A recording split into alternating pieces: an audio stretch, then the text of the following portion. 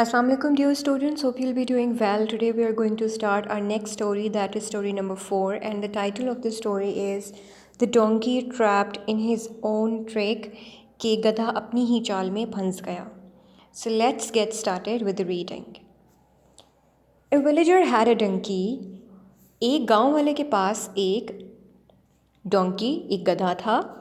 He earned his living by transporting goods from place to place on that donkey. वो मुख्तलिफ़ चीज़ें एक जगह से दूसरी जगह उस गधे पर लाद कर अपनी गुज़र बसर किया करता था. One early morning he loaded the donkey with salt and set off to the town.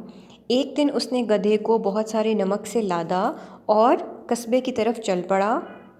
A stream ran across his way to the market.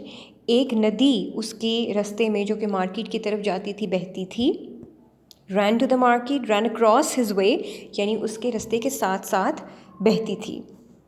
As the donkey walked through the stream, it slipped and fell down. जैसे ही गधा उस stream के किनारे या उस नदी के किनारे चल रहा था वो स्लिप हो गया और गिर गया. A good deal of salt was washed away and the donkey felt light.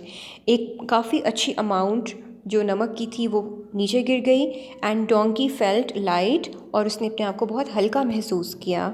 The donkey thought it was quite a good trick to make the load light. तो गधे ने ये सोचा कि ये एक बहुत ही अच्छी चाल है अपने ऊपर से वज़न को कम करने के लिए. Next morning, the man again loaded it with salt. The donkey played the same trick and got light. अगले दिन फिर आदमी ने उसको नमक से लाद दिया और गधे ने वही चाल चलकर अपने आप को हल्का कर लिया. The master saw through the game and made up his mind to teach the donkey a good lesson.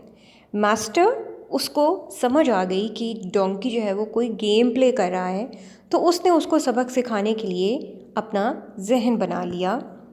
Now on the third day he put a bale of cotton on the donkey. यानी उसने अगले दिन बहुत सारी रुई उसके ऊपर donkey के ऊपर लाद दी. The silly animal tried the same trick once more. और जब बेवकूफ़ जानवर था उसने वही चाल दोबारा करने की कोशिश की. Soaked with water, the cotton load became much heavier than when it was dry.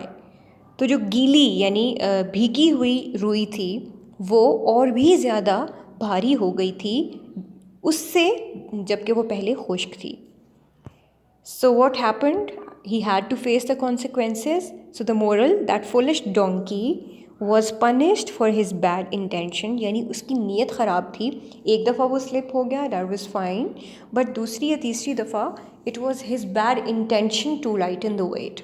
So this is what we learned from this story and this is the moral of the story. So that is it for today.